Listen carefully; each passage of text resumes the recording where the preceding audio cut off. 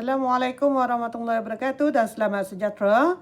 Kembali kita bersama pelajar-pelajar tingkatan 2. Okey, buku ini adalah buku Sasbadi, muka surat 30. 5.2 Sifat simetri bagi perentas. Baik, di sini ada beberapa nota yang cikgu perlu jelaskan. Okey, perhatikan untuk yang pertama, diameter bulatan ialah paksi simetri bulatan itu. Okey, daripada lilitan melalui pusat pergi ke lilitan, itu dinamakan diameter.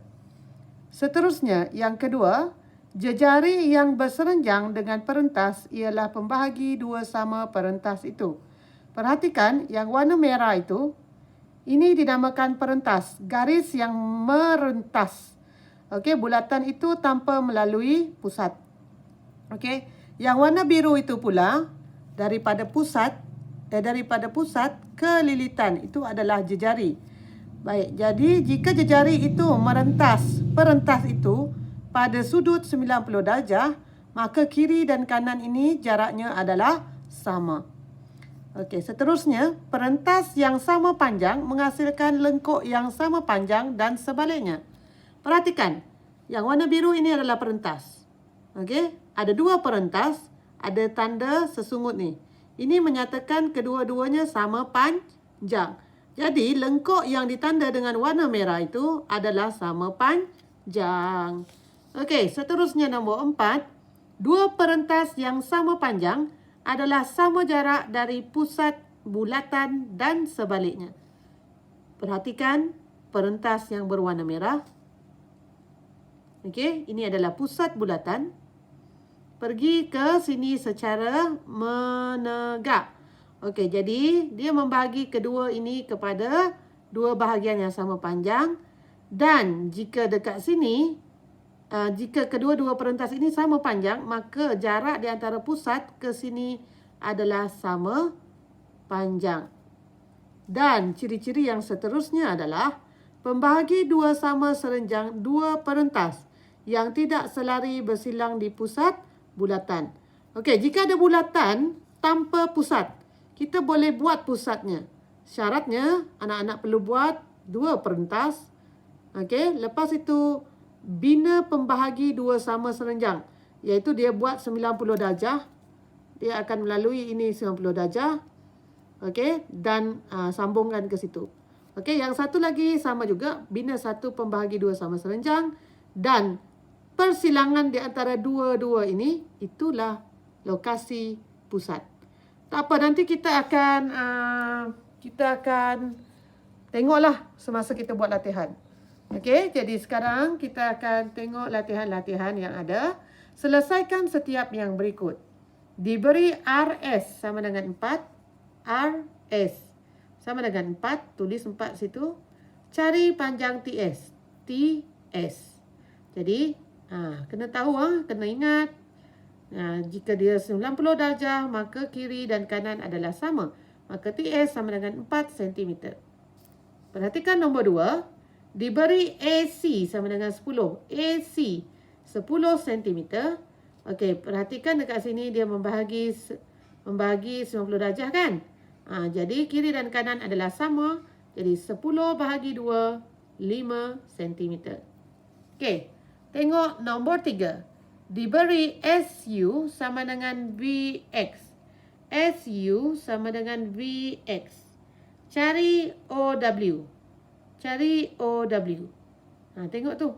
Kalau ini dah sama panjang, jadi OT adalah 7, maka OW juga adalah 7.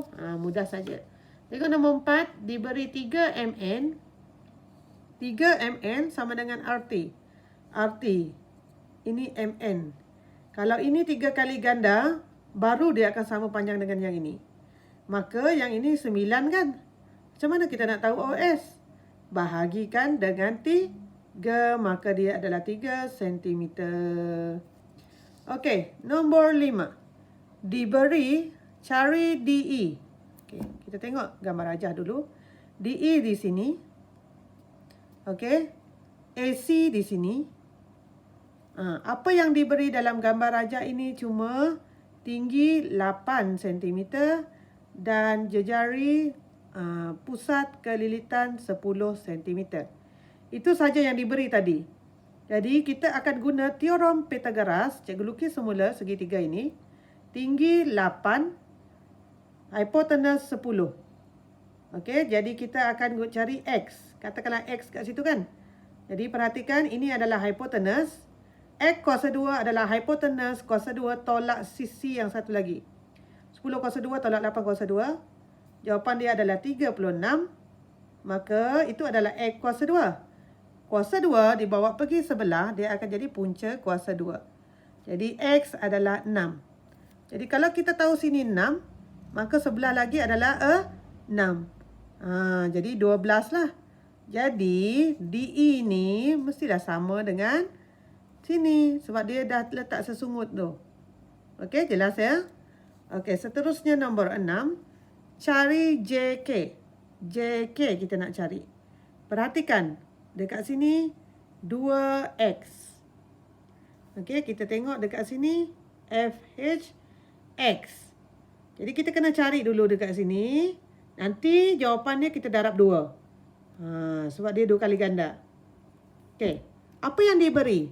Tinggi ini diberi 15. Jejari sifar ke O ke H. Jejari pusat kelilitan adalah 17. Maka ini segitiga bersudut tegak. Kita pun lukis segitiga bersudut tegak 15, 17. Kita nak tahu tapak dia berapa. Katakanlah Y. Jadi Y kuasa 2 sama dengan hipotenus 17 kuasa 2 tolak 15 kuasa 2. Jadi jawapan dia adalah 64. Jadi punca kuasa 2 bagi 64, jawapannya adalah 8. Maka kita tahu dekat sini 8.